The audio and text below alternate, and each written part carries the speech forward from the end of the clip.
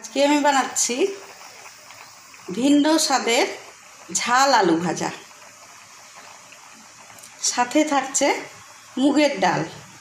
এভাবে আলুটা কেটে আমি একটু সেদ্ধ করে নিচ্ছি। তেল দিচ্ছি আমি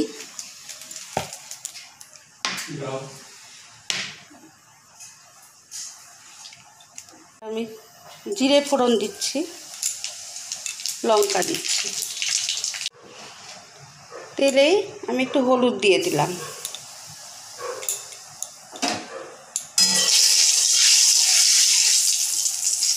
আমি আলুগুলো ছাড়ছি।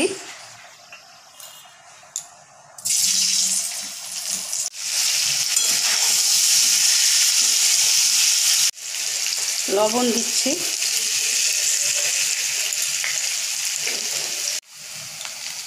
আমি গোলমরিচের গুঁড়ো দিচ্ছি।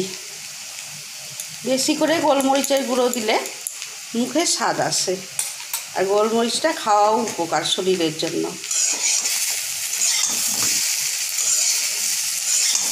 গরম গরম ডালের সঙ্গে খুব ভালো লাগবে, মুখের স্বাদ আসবে, ভালো লাগবে খেতে।